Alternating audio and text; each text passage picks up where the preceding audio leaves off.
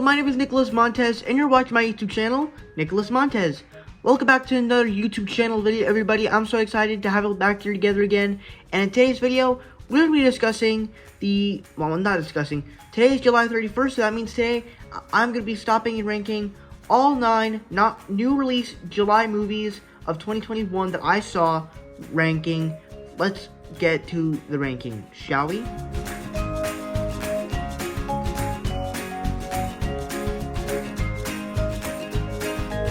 Now, if you saw my review yesterday, you probably know that this is not the best movie ever.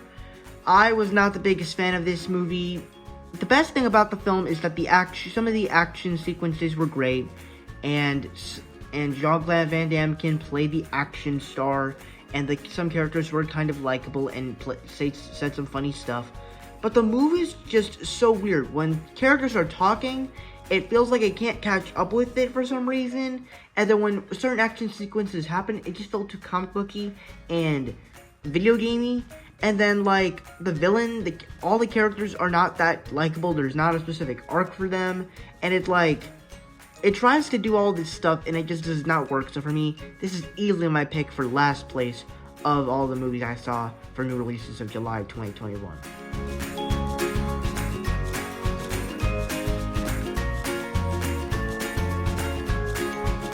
Now, Space Jam: A New Legacy, I did like. I actually like this film a lot better than the original Space Jam, if you want to go see my thoughts on that film. But I like this movie better because I just think that the character moments are a lot better. Now, obviously, the acting is not good still, but I would say it's probably a little bit better with the son and father relationship. And the basketball scenes are really enjoyable. The story is kind of bland and stuff like that.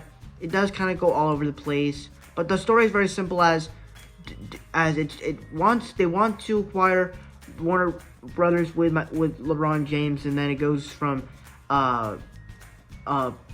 playing basketball to acquire the Looney Tunes and going through the entire serververse.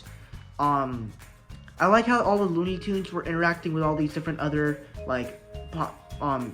Warner Brothers movies like Matrix and Batman and Wonder Woman comic books, and it was just cool like that. But and the basketball sequences were actually pretty fun, as all these creatures were kind of fighting but still playing basketball, and I kind of liked that. So it had some enjoyable moments, but the story was kind of all over the place.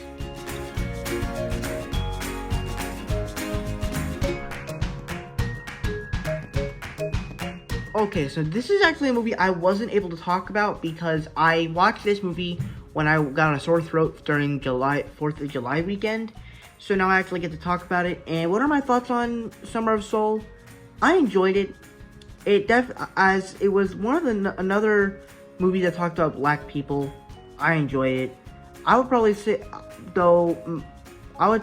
Concrete Cowboy and Judas and the Black Messiah are a lot better. The way it kind of explored music, it was basically kind of like Soul, the movie Soul, the Pixar movie Soul, except Soul's much better. But I think that this movie explored black people with music and stuff very well. That's all I gotta say.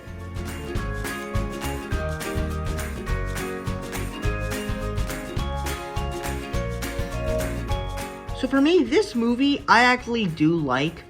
I thought it was a really good conclusion to this trilogy of films.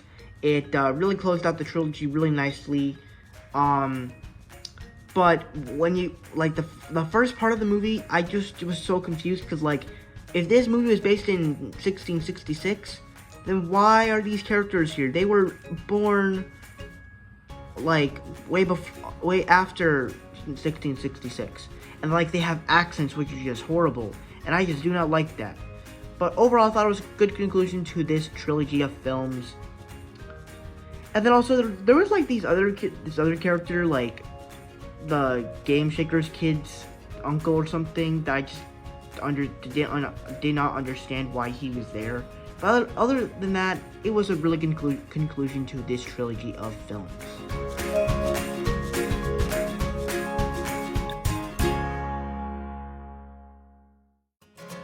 Now, I did like the second Fear Street movie, but the problem with it is I think it's It's a better movie that tells a story about summer of kids in summer of 1978 rather than a continuation of this story.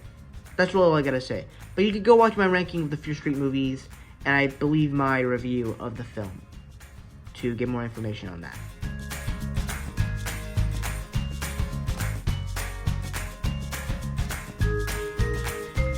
For me, I thought this was the best film of this trilogy that started it all with likable characters. The soundtrack was really good, especially how it takes place in the 90s.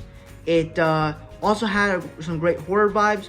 The beginning sequence kind of built in of what the story was about and making this history of this series in general. I really like that. And really just kind of like, as you kind of get to see these characters come together, like, to date, and then literally the two characters get killed. It was kind of horrific, but overall, I really enjoyed this movie.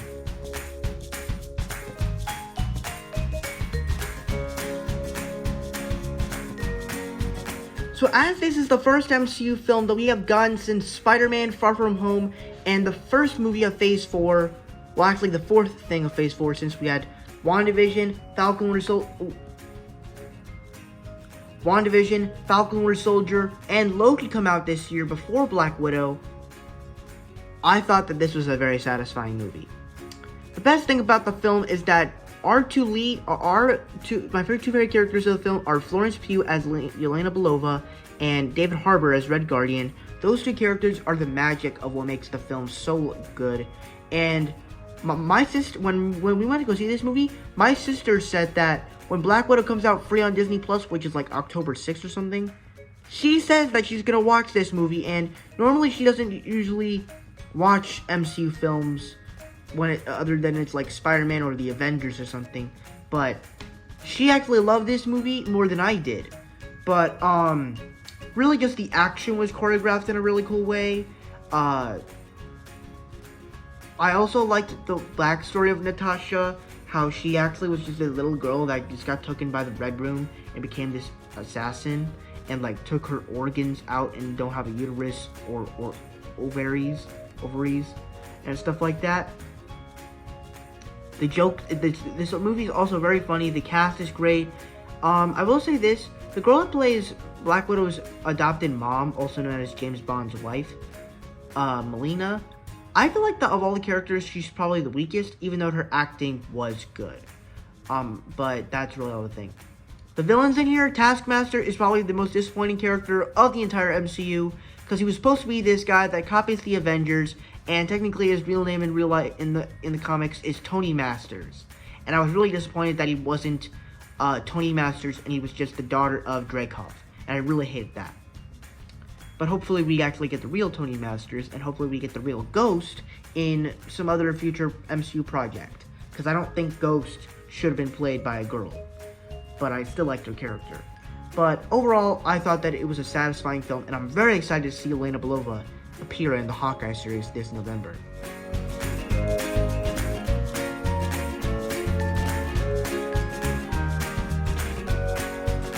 So this movie was just an absolute blast. The action was just so clever in the way it was done, especially that scene with Karen Gillan sitting in the chair where her arms and her hands are like basically numb and she can't move them up and down, and so it creates this action sequence that are just phenomenal. The soundtrack in the film is just so good, and like it's songs that you never really thought would pop up in here. The cast is amazing with Angela Bassett, Michelle Yeoh, Karen Gillan. The whole cast is just great in the film, and all the characters really just have this great thing, and it feels like Birds of Prey. But I would say Birds of Prey is the better film, but this feels like Birds of Prey to me, and I just love that.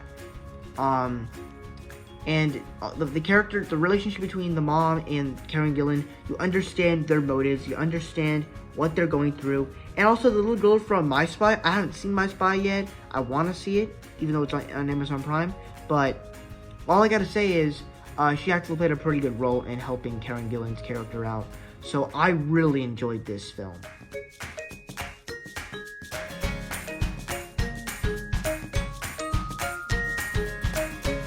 So the reason why I love this film so much is that because I love the first Boss Baby so much, and I was very excited for this movie, and this movie absolutely delivered what I wanted. It gave me cute babiness. Because Tim and Teddy are now adults, you get to see kind of how they drifted apart and how much they've been through with their brotherhood. But then also you get the kind of daughterhood, as Tim's daughter is kind of like spending less time with him, and it's because of that school. But then of course, the new character of Tina is of course exciting. There's a lot of funny jokes in the movie. It's very, very funny. There's a lot of cleverness with the babies and stuff like that.